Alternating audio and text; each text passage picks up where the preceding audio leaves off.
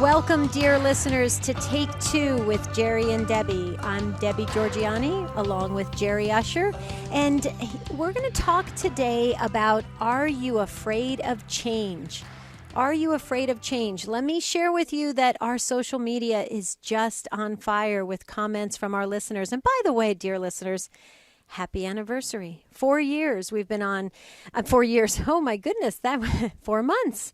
It doesn't feel like 4 years. It feels like 4 months. So happy 4-month anniversary to all Take Two listeners. And we are just so blessed to be on with you for 4 months.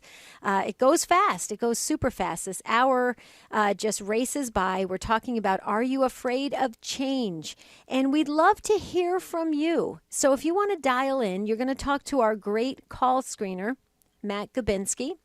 But you need to know this number, 1-800-585-9396. Now, you've shared so many of your takes on Facebook and on Twitter and on the take2show.com, but we'd love to actually have you call in as well so that we can discuss this idea of, are you afraid of change? And Jerry and I, we're going to share our thoughts on this subject as well. I'll be happy to go first. I was talking, Jerry and I right now are at the Station of the Cross, and we are working, just happily, the fund drive at the Station of the Cross and trying to raise money for Catholic Radio. And by the way, wherever you're listening, please support Catholic Radio. Please support it. Please support EWTN and your local Catholic radio station. It's vitally important. It keeps all great programming on the air. It keeps everything running smoothly. And it really is a ministry and a mission. And so Jerry and I are together at the Station of the Cross in Buffalo, New York. And I was talking to some of the staff and volunteers in the phone room, and we talked about this subject of change. And I shared my own thoughts on change. Dear listeners, you know that I shared this before, that I had cancer in 1994.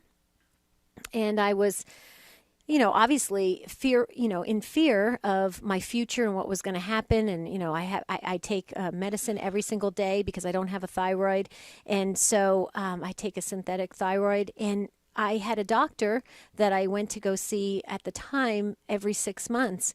And I literally was completely depending on him. Completely. I couldn't even imagine life without him because, I got so close to him, got so used to him. And then I found out he was going to retire, and I literally burst into tears for days. Didn't know if I could handle it because I didn't know what was going to happen to me. That absolute crippling fear of change, that he was going to retire and I was going to lose my doctor. And I know that others of you have shared this on social media, the same exact situation about having to change doctors. I think one of our listeners shared in about having to switch chiropractors. Same exact thing. I mean, there's this crippling fear that happens where you just say, well, what about me? What's going to happen? Is there going to be somebody there to take care of me? Or how are they going to know my history? How are they going to know me? And the interesting thing about it is after he retired, by the way, when he retired, the week he was retiring, he said goodbye to all his patients. And I literally cried in his arms. He hugged me. He was like a second dad to me. And I cried and I said, what am I going to do without you? And he said, you're going to be in good hands, Deb. You're going to be in good hands. And sure enough, the doctor that he left all of his patients to turned out to be equally as good. And he's an amazing doctor, and I'm very comfortable with him. But I had to learn that lesson. I had to really learn the lesson that the change actually brought me, an equally good or even better circumstance. But it was a hard lesson. And so I'd love to just kind of throw that back to you, dear listeners, about this idea of change. And are you afraid of change? And what do we need to do as Catholic Christians in order to really deal with, because change is happening all around us. I mean, in this day and age, we have change every single time we turn on the news. There's something different about this world and something different actually in our own lives. We'd love to hear from you. Jerry and I want to hear from you. So dial in. I shared my story. Dial in at 1-800-585 9396. We want to hear your takes on this. Are you afraid of change?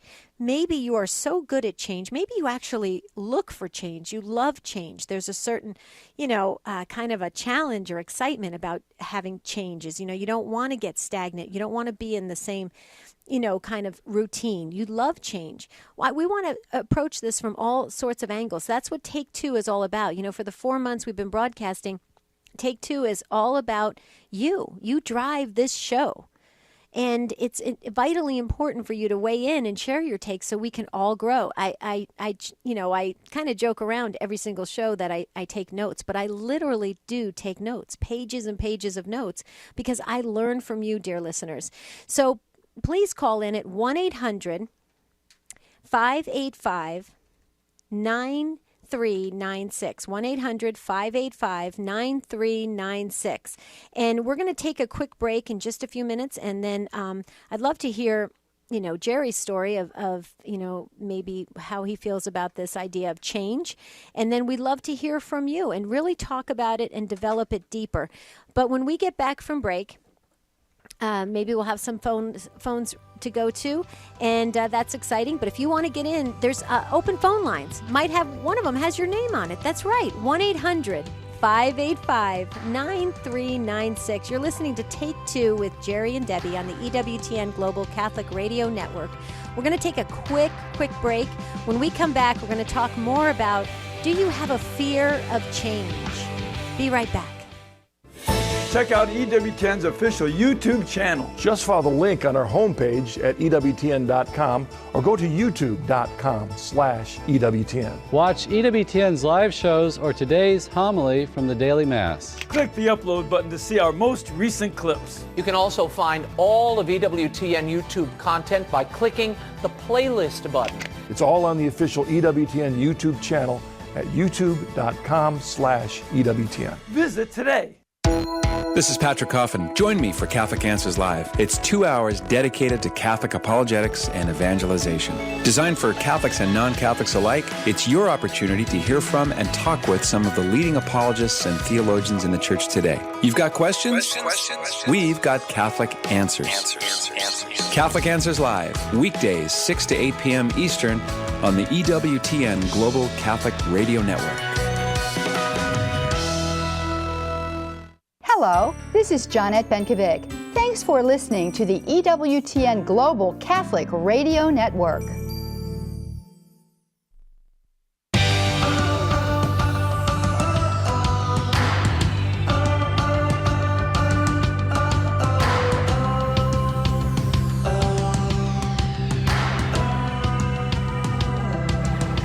Welcome back to Take Two with Jerry and Debbie. We're so glad you joined us. So we're talking about, are you afraid of change today? And the calls are coming in. That's a good sign. We're so glad that you are sharing your takes with us. We're also going to share some of the social media takes that I had shared earlier. But we're going to kind of go in a little deeper because there's some really good, little snippets of comments that are coming in that I think we could explore deeper and really delve into. Well, I shared my fear of change and what happened to me in my life, that I had to learn to really surrender and let go and trust in God that He had a better plan for me and to feel comfortable. And that happened for me. Jerry, I'm interested. Do you have a fear of change, or how do you feel about change? Well, I'm sure during the course of my life, I've been like a lot of people. You you tend to like things in a neat, tidy little box, and you get used to things the way they are, a certain way. And, change is always a little bit disturbing or discomforting to all of us. But I want to hear from those of you who are listening right now. Maybe you have been through a very sudden change. We talk about, in fact, I was listening to Johnette Benkovic's show last hour, and a gentleman called in and talked about how his wife died rather suddenly, and that's a major change right there. But do you feel sort of a sense of security when things you've got things organized a certain way in your home or in your life. You know, we compartmentalize things, and sometimes circumstances come up that force changes upon us, and how do we deal with them? And I think the way that we deal with them shows a lot about our interior freedom. That's a big part of all of this. Are we free spiritually before the Lord to say, Lord, whatever you want to happen in my life, I'm okay with that. And if my circumstances change or, all sorts of, important things around us, God, I am okay. I'm surrendered to that. I think that's, we were talking about this, a little bit before the show. So anyway, we look forward to hearing people's takes on this topic. I think this is going to be a really good show. I'd love to go to the first call right now that's ready to come on the air. It's Gwenda from Texas, listening on EWTN.com. Gwenda, did I get that correctly? Welcome to Take Two with Jerry and Debbie. Thank you. Yes, you did get that correct. Oh, good. What's your take on this? Thank you so much for calling in. Well, my take on it is that in my life, change has been sudden, and it's always been for the worst. So I dread change. And I find myself sometimes stymied in my life about how to go forward. I really have to work through that because it is so hard for me. Well, Gwenda, that's interesting. I've got a question in light of what I was just sharing, and I'm first of all, I'm sorry that many of the major changes in your life have maybe not been for the better. But I'm just wondering, do you look back and do you think that maybe you could seek God in moments like that and just simply try and ask the Lord, what His purpose is in those? Did you ever try and do that? Yes, I did try to do that. I was so traumatized by what happened. At a certain point, I just felt abandoned by God. And to be honest, I've only recently come back into the church because I really felt abandoned. It's been very hard. It's been very hard. We can hear that in your words. But Gwenda, I wanted to share first of all, welcome home. Welcome home. I'm glad that you're back because you were definitely missed. And you got to know that. See, when people leave the church, they're missed. There's a void. And so coming back, you have completed that. You've made it whole again. So thank you for coming back. And I know, like you said, it must have been difficult, but you did. And so I'm glad you're back. One thing I just want to share, and this is, I got to switch hats for a second. This is actually a life skills tool that I learned when I was in training. When you made the comment, you said, when you have experienced change, something to this effect, when you have experienced change, it was not for the better. It was for the worse. It was not a good change, okay? One thing I want to just share with you, too, going forward, okay? That's in the past, and like Jerry said, did you reflect on it and see, what things came out of that or what you needed to maybe be aware of or to learn from or whatever? Okay, so that's in the past. But going forward, I want to share something with you, and I'm sure you know this already, but maybe this is for you or somebody else listening that it could help them. When you have a fear, because now you have an experience that has happened to you, and it hasn't been a good experience, okay? And when you have a fear of that, in life, it tends to magnify. It happens again and again and again.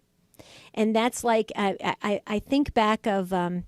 do you remember Richie Valens, who sang the La Bamba song? Do you remember that? Gwenda? Yes, I do remember that.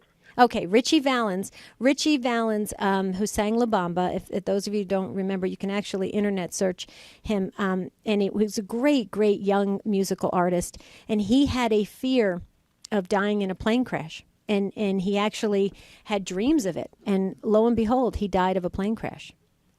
And I just want, so I want to share that with you because what you want to do possibly is start to shift your thinking about change, and that it's not necessarily going to be a bad thing, and start to view it in a different way, and you'll find possibly that the changes lessen or the changes actually become a beneficial and joyous thing. But it has to start with a shift in your thinking. Does that help at all? Because I learned that in life skills, actually. Yeah.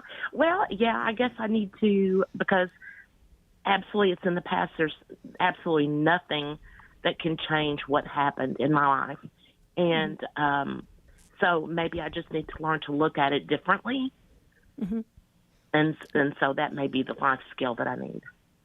Right. Right, exactly. Yeah. And I thank you so much, because you're not alone, Gwenda. It so many of us have had things that are out of our control, and the change happens, and and so know that you're not alone, and that's the one comforting thing I'd love for you to leave with. And I'm so glad that you called in today and shared, because we all grew from your call. Thank you very much. Thank you, Gwenda, for joining us on Take Two with Jerry and Debbie. Here's our phone number. It's 1-800-585-9396. 1-800-585-9396. You can email us, take2@EWTN.com. We're asking the question today, are you afraid of change? Change is inevitable. God is the only being that does not change. He is immutable, as they say. In our lives, change is going to come, but we can have fears. We can have insecurities. We can just have, that so-called comfort zone. And when things get shaken up a little bit, sometimes it causes us to be, annoyed or frustrated, irritated, angry, maybe even discouraged or depressed. Have you gone through anything like this? Because Debbie, people are going through this all the time. And as we always say to you, our great listeners, you're the guests really on this show who help each other in situations like this. So we have an open phone line there at 1-800-585-9396.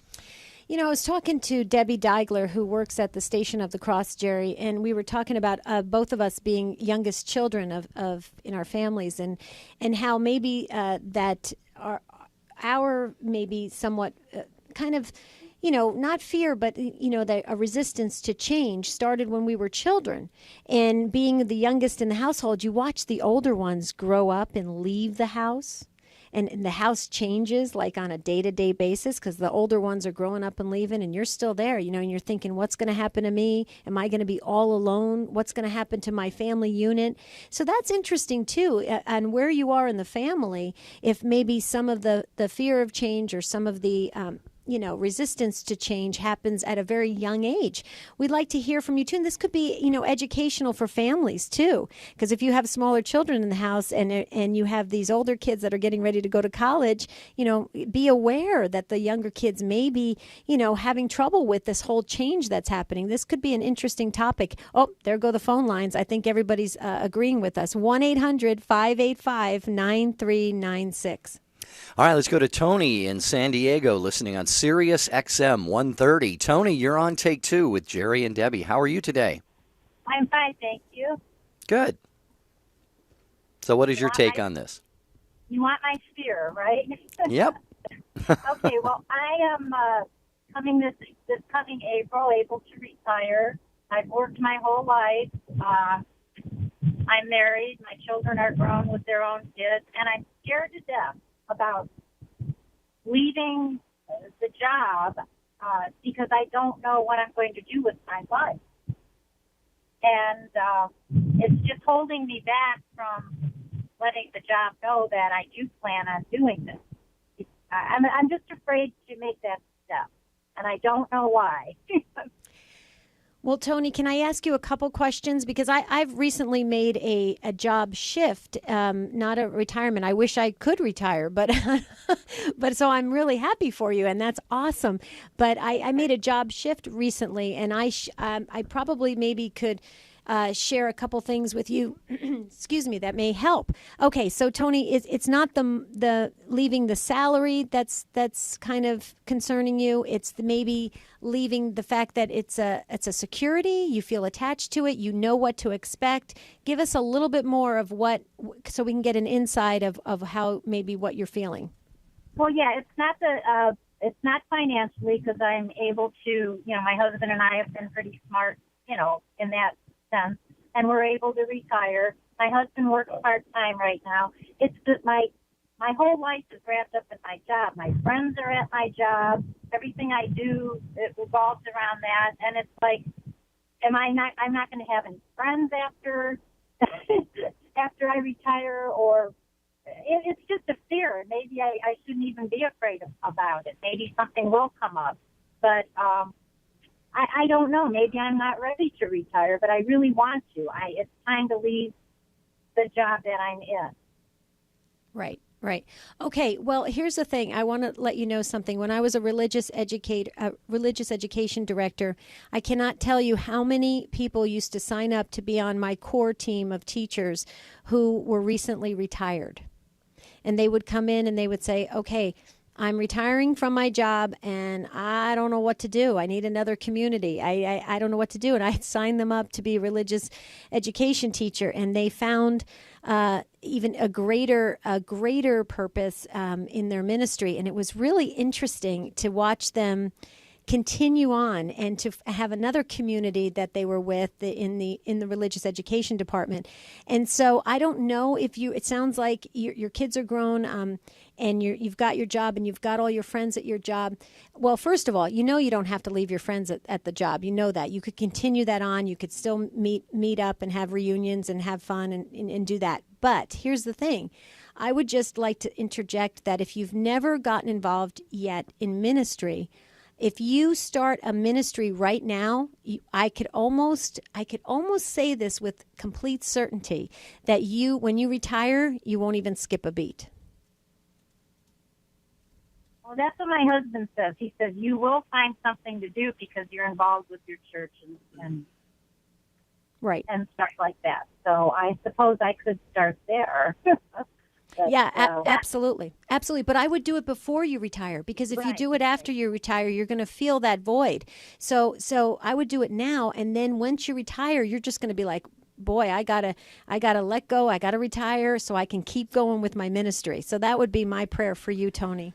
I don't know how many people, Tony, I've talked to over the years who said that they'd never been busier than they were after they retired. They don't know how they had time to work. Well, I just think that and this is just like God, because we're made to work. There's dignity in human labor, but there comes that time to retire from sort of official working.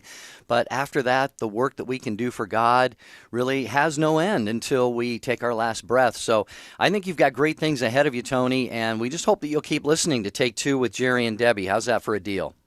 I will. Okay, thank you very much. All right. Thank you, Tony in San Diego. 1-800-585-9396. It's Take Two with Jerry and Debbie on EWTN.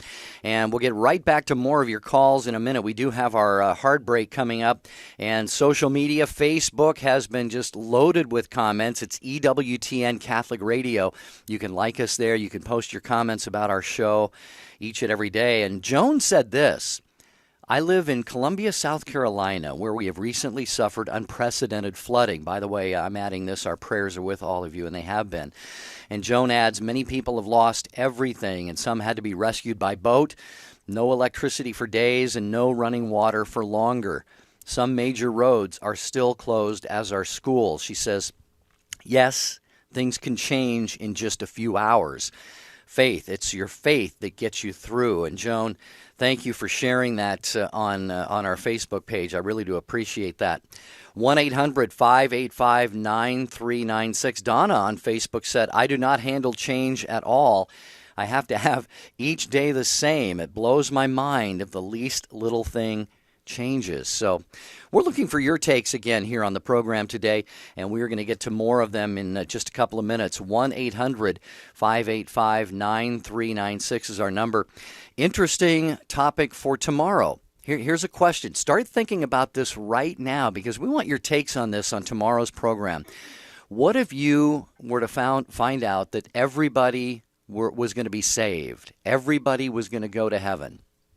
All right, we see that story in the Bible. Remember of the laborers, who some who go out first thing in the morning and they spend the whole day working, and then others who come in at the very last minute, and then there's that argument, well, we've been here all day, they're getting the same wage that we are. We believe in hell as Catholic Christians. The church certainly teaches that hell does exist. The church doesn't say anybody is there, not even Judas.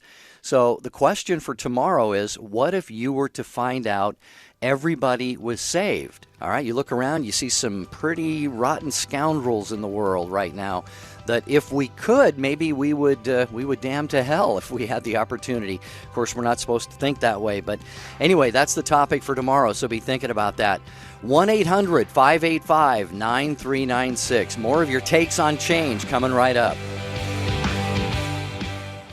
For a complete list of the EWTN Global Catholic Radio Network AM and FM stations across America, go to EWTN.com. Look for the radio pull-down menu and select AM/FM stations. The list is updated regularly, so visit often. Again, go to EWTN.com. Look for the radio pull-down menu and select AM/FM stations. Also at EWTN.com, you'll find out how to listen to us on the web, on shortwave, and in some countries on satellite. You'll find it all on EWTN.com.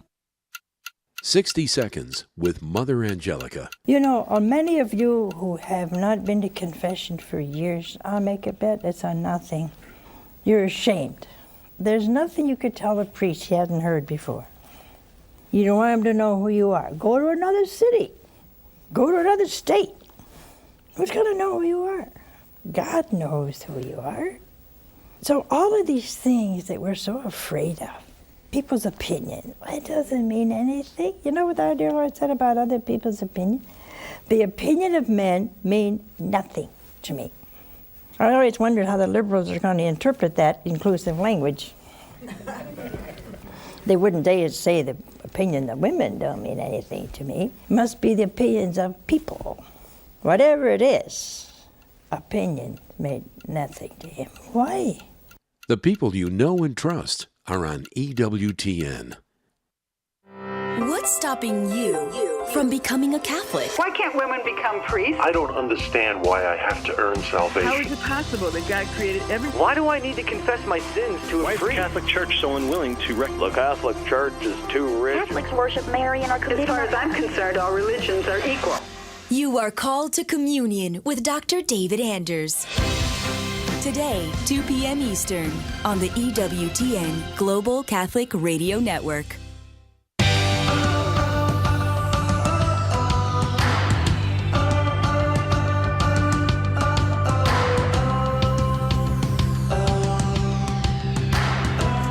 Thanks for staying with us on Take Two with Jerry and Debbie. Happy 4-month anniversary, Take Two listeners. We've been broadcasting for 4 months. Wow. How exciting. It's so great to be with you.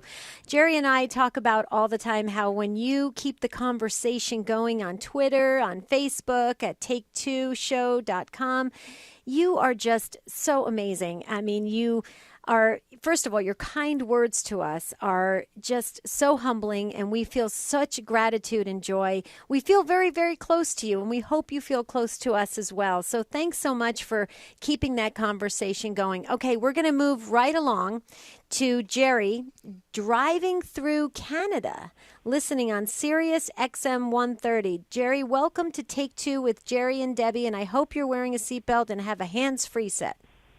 You bet I do. You bet I do. You know, listening to the people calling in about change, and I grew up in a family where none of us liked change, and I think that everybody is like that. No one is exempt. But I actually believe that sometimes that the Lord uses change to get your attention, and He will use anything in your life that He can to get your attention. And I went through change at one time by getting cancer, and although I sat down and tried to negotiate with God, telling Him how He was wrong, allowing me to go through this, I can look now back on that and say, I had God's favor upon me, and I know that that cancer was a blessing, and what I came through and where I am in my walk with Jesus Christ today is largely changed, and because of that. And I encourage people, you know, who are going through change, saying, God knows better than us. Yeah. You know, Jerry, I'm so inspired by what you're saying. And Debbie, as you may know, is she calls herself a cancer thriver. She has been through cancer as well. And a few years ago, I kind of went through this difficult period with some health issues and stuff. And, you know, when we talk about change, things externally can change around us or be sort of introduced into our lives, such as your cancer, Jerry. And what it sounds like is God accomplished the ultimate change, which I believe He wants in all of our lives when He does allow things like that to happen. And that is an interior change within our hearts, within our souls, to the point where we surrender or we accept or we're resigned. But somehow we come out of these things differently and better. I really think, Debbie, we come out of these trials, even though we hate them sometimes. And we can even, I don't want to say hate God, but, we can have all these emotions. But if we get through them with His grace, we are changed. And this is probably the best kind of change we could even talk about. Yeah, that's very true. And Jerry, I just want to say, as a fellow cancer thriver, way to go! You sound like a very strong person, and I love that. And I also love what you had to say about cancer being a blessing. A long time ago, I wanted to do a talk, and I wanted to entitle it "Cancer is a Blessing." And I actually had people come up to me and share with me that they thought that was a wrong title. And they kind of chastised me, if you will. They said, "How could you even call it a blessing? It's horrible. It's devastating." And I said, "But I'm trying to tell you, many, many, many blessings came out of it." And they just did, and you know what? I feel kind of bad now as you were talking, because I really should have done that talk anyway. I actually succumbed to peer pressure, and I didn't do the talk. I didn't title it "Cancer is a Blessing," and I wish I had. And you gave me confirmation just by you calling in and sharing your story. But I think it's vitally important, for all of us when change that is out of our control happens to us, especially in a health situation, is to really look at, what is gonna be the fruit of that, what is gonna come out of all that change that is out of our control. Because clearly, we're at a point where we like we were all saying earlier, you're gonna lean completely on God, or you're gonna lean completely away from God. And if you're leaning completely on God and in God, then you know that there's going to be something much greater, because the blessing has to come out of it somehow.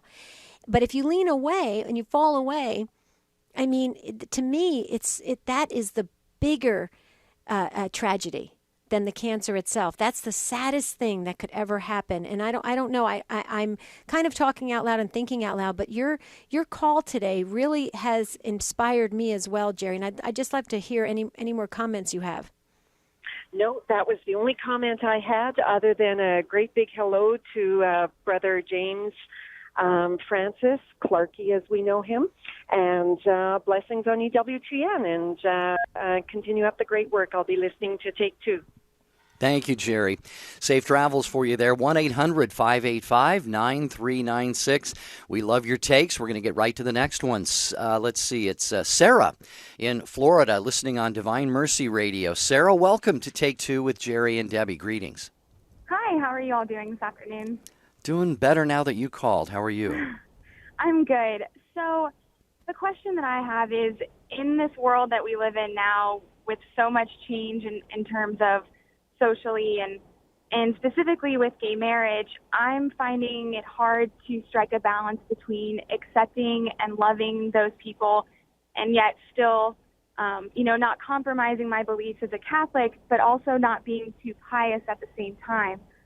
There's a girl at work, and she had invited me to her wedding, and she's lesbian, and unfortunately I had a previous engagement, and I was able to decline, but I was very bothered by the fact that had I not had something else to do that evening, I didn't know what to say, how to say it, if I should even go, or if I were to not go, how to broach that topic, because she's an incredible person and has a big heart, and she and her partner are actually Christians, not Catholic, but I don't know how to have that balance. And I'm looking for some insight. Well, Sarah, I just wanted to say I needed to jump in before Jerry comments, and that is join the club. Join the club. I think we're all feeling the same way. Those of us who are Catholic Christians who are really being faithful to our church's teaching, we all struggle with that. Every one of us. And it really is a hard balance. And then you add the secular media that's taking our Holy Father's comments out of context, and that makes it even more chaotic for us because how do we respond? Well, I just want to share with you real quickly, and then I'm very anxious to hear what Jerry has to say as well. But Sarah, what I do, because I have a family member, and I struggle with that as well, a similar situation as yours with your friend. And I want to tell you that my husband and I have chosen to just express the church's teaching with love and with charity and with kindness and with respect. And we express it, the church's teaching, and we absolutely embrace the person, but not necessarily the action or the lifestyle we don't embrace that part of it. But we're very clear on who we love, the person we love, but we are very clear on the action or the life that we really cannot embrace that. And I will tell you, it has worked in our family, and everybody knows where we stand. And I don't feel, I personally, my husband, I think I could speak for my husband, we don't feel like we're judging in any way, shape, or form because we love the person. We truly love that person. And so I think that's when and keep in mind too, when judging is if you're thinking somebody's going to go to heaven or hell, that's judging. You have every right as a Catholic Christian to not embrace a certain action. You have every right. That's not a judgment. So I just wanted to maybe clarify that. I don't know if that helps, but I'm anxious to hear what Jerry has to say. You actually touched a lot on what I was going to say, and that is really, I mentioned before, God is immutable. God does not change, and that means the Bible passage, God is love, is forever and ever. And so God looks upon, it doesn't matter who it is, God looks upon me with my horrible, wretched sins, and his love never changes. And so we have to have the same eyes. And, Sarah, it sounds like you do have the same eyes for this friend of yours. And I've had friends in situations like this as well who have made lifestyle choices. I have done everything I can to keep the line of communication open. Again, I'm not the least ambiguous about what I believe and what the church teaches, and that's what I accept. But I think when we talk about change, all of us are in need of change when it comes to our sins and our misconceptions about reality and what truth is and so forth. And so we have to hold out hope, and maybe we're going to be the agent of change in somebody's life. What do they say? We may be the only Jesus someone ever meets, or we may be the only Bible somebody ever reads. So, Sarah, I just applaud you for that, and I'm going to throw it back to you if you've got any additional comments for Debbie or me. No, your all's words are very, very encouraging. I'm glad I'm not the only one, because sometimes it can feel that way. I feel like people are very black and white on the issue, and I just, I care about people, and I just wish there were more examples in the Bible of, maybe Jesus with, loving homosexuals, because, there's Mary Magdalene, and you get that perspective, but I just wish there were more examples of how to, continue to love someone and still hold your ground. And I just, because you don't want to offend them, especially when you do care about the person. And at the same time, I'm always constantly thinking, like, how am I evangelizing and how am I portraying the Catholic Church if they now think that I'm not accepting of that? But it sounds like it's a whole mess for everyone, and we can only do the best that we can and continue to pray about it and for the words to say in the moment. Exactly. Sarah, thank you for the call. We'll let you go on that because we got a lot of other people here. I just want to quote Luke 5:32, or at least reference it. I won't quote it verbatim because I'm not Tim Staples, but, Jesus says, I have not come to call the righteous, but the sinners to repentance. And we all have to understand that, if we have to be perfect to be in relationship with God, I'll speak only for me. That rules me out immediately. But Sarah, you've got a great heart there, and I'm sure you'll continue to be a shining example of truth for your friend. I was just going to say, Sarah has a beautiful heart. You can hear it in her words. She doesn't want to offend anybody. She wants to love everybody. And I agree with her. I applaud her for just how beautiful she is. And I think that is a wonderful thing, Jerry. One thing I wanted just to say, it's unfortunate that every single time we as Catholic Christians, we just simply uphold the Catholic teaching and express the Catholic teaching. And unfortunately, the world is telling us sometimes, well, that's hate speech, or you're a hater now, or you're intolerant, or you're this. I think the more we lead with love, and we tell people right up front, we're leading with love. We know we're leading with love. Now, here's what the church teaches. I think we're going to be better off. See, sometimes I think when we get into discussion and we're backed against a corner, we blurt out what the Catholic Church teaching is, and that immediately puts a barrier up between us and the next person. We've got to lead with love. And even if you have to tell that person a million times, I love you, I love you, I love you. Now, here's the church's teaching. That really can break down, I think, walls. I mean, I thought Sarah's call was truly amazing and has opened our eyes on a lot of things. Way to go, Sarah. Okay. Yeah, speak the truth in love, as the Bible says. Back to the phones. Carl in Lafayette, Louisiana. He's got us on Christ Our King Radio. Carl, you're up next on Take Two with Jerry and Debbie. What is your take on change today? Well, Jerry and Debbie, I'm kind of opposite of other callers. I love change. In fact, I've loved it too much. Oh, yeah? One of those that thrive on new situations, new people, new jobs, that kind of thing. And so I've had to learn to not love, I guess, the rush of change and that feeling of newness, and get settled into a particular life. And what did it for me was getting married. So as I approached marriage, realizing a very permanent thing, and that excited me, I had to think, why do I love change so much? And realize that it was a good desire, that God had put in me a desire for something greater all the time, and not be satisfied with the status quo, but strive for something greater. And then redirect that energy toward having a better and better marriage day in and day out. And so I found that to be true of everything, work, friends, all the other things I used to change a lot.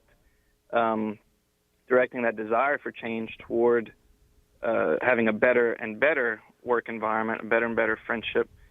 And in that, I found some stability in my life.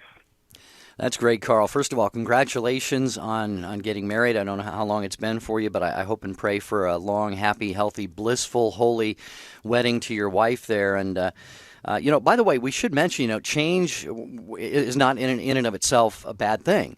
I mean, Carl has made some points that professionally we should want to change. I mean, if we're in an entry-level position, we should have aspirations of moving up professionally at some point. Carl, I'd be curious. Let me ask you this. We live in a world that's constantly changing. You see a fast food ad today, and the next week, the fast food ad they got all new, brand new, this crunchy dip thingy, I mean, the menus change constantly. There's always, people have to have the next smartphone that comes out, the next, new thing. I'm wondering, did you sense that kind of around you? Were you ever kind of caught up in that, do you think? Yeah, but I think I've always been close to my faith, and I think for me, like in high school and college, it was kind of the trendy faith movements. Like I would kind of follow whatever's in vogue. The next big thing, like whether it's this youth program or that retreat versus a more stable spiritual life for the long term. So for me, it wasn't so much like the commercial fads as much as the spiritual fads.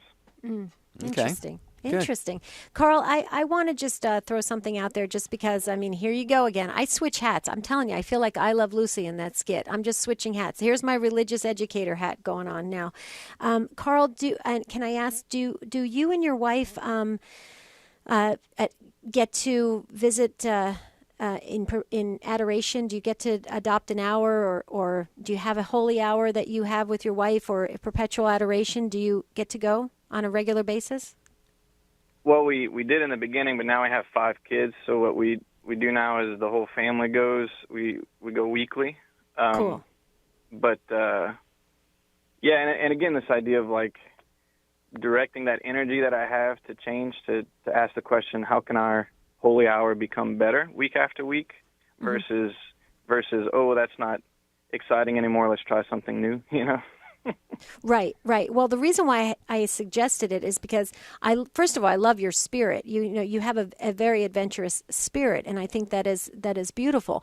And adoration really allows you to balance an adventurous spirit with staying in the present moment. And if you can, and I'm not trying to discourage us, because a holy hour with all of your family is beautiful. But like you said, you have 5 children. Congratulations. That is awesome. What a beautiful family. But that could be potentially distracting in holy hour if you have the kids with you. In addition to the family holy hour, if you can go just even 15 minutes alone, it actually balances you in the present moment, and it gives you a really interesting perspective on life when you can spend that time just you and Jesus in the Eucharist. And so I would just encourage. I'm going to pray for that for you, because your adventurous spirit is really awesome. I mean, it's awesome because it actually, well, we know Jesus. I mean, he was adventurous. We know that. So that is beautiful. But I just want you to have that present moment, constant awareness, so that it keeps the balance there. I don't know if that could help at all, but that's my take on it. Great. Well, thank you, Debbie. Yeah, I'll do that. Very good. Thanks, Carl. Great to hear from you. And 5 beautiful kids. That is wonderful. May God bless your entire family. We're going to go next to Rebecca, who is in Cincinnati. Rebecca, thank you for calling Take Two with Jerry and Debbie. How are you today? Good. Just fine. Can barely hear you, though. I'm not sure if it's your phone or... I'm a timid person. Is that a little bit better? Go ahead, Rebecca. We'll see if we can hear you. Can you hear me now? Much better. Yeah, thank you. Okay, my pleasure. I was just calling in about change, and I like what Carl just said. I was calling more of like the negative aspect of change, but I did realize as he was speaking, I have a lot of love for change when I'm in control. When I was 18 years old, I was gang raped. And at that moment, felt like I lost all control of my life. And when there's change that I don't decide upon, and that comes upon me, it freaks me out. I don't know what to do. Like, even right now, I'm getting really shaken up even thinking about it. And I was turning it more into a question is, what can I do? And even instances of little things, like we have plans to go to a movie, and then we decide that we're going to do something else, and I can't control that. It freaks me out. I don't want to seem like a controlling person to people, and I try to give it up to God, but my anxieties are just like off the roof. Yeah, Rebecca, first of all, Debbie and I are looking at each other right now, just shaking our heads, and our hearts go out to you. Our prayers are going to be with you, and I know all of our listeners will be praying as well, because quite frankly, healing is needed for something like that, and perhaps you've been through some counseling or visit with a priest or something. God wants to just restore that, Rebecca. He wants to bring you back to wholeness and healing and health. But listen, you're wanting to control things. That is entirely understandable given what happened to you, because you were violated in really a horrific way, and you were totally out of control at that moment. You had no control over the situation that happened to you, is what I'm trying to say. And so it's natural that you're going to come out of something like that just saying, never again. It's never going to happen to me again. I'm never going to let it happen again. And therefore, there's this kind of maybe a little rigidity can set in that's not healthy, but it's understandable, like I said. And Debbie, I want to give you a chance to weigh in on this as well. But Rebecca, the one thing I would just really hope that you can come to see, and intellectually, I have no doubt that you understand this. But what was done to you, you did nothing wrong, but something horrible was done wrong to you. And so if there's any sense of shame or guilt or anything over that, just give that to God. And Debbie, I know you were, you wanted to comment on that as well. I do, and I echo everything you said, Jerry. But Rebecca, I just wanted to say I can't even imagine. I can't even imagine what you have been through. But you sound like an extremely strong woman, and you're a survivor.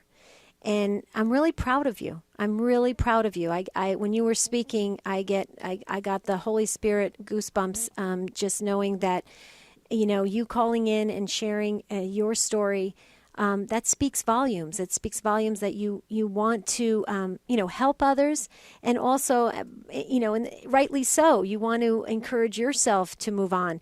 The one thing that kept coming to me while you were speaking, Rebecca, is that divine mercy, Jesus, I trust in you. If you don't have that picture of, you can actually internet search the picture, the divine mercy picture, and it says underneath, Jesus, I trust in you. If you don't have that holy card, or you don't have that picture, I would encourage you to get that and put that in very visible places, in your car, in your home, and have it blessed. Have the picture blessed.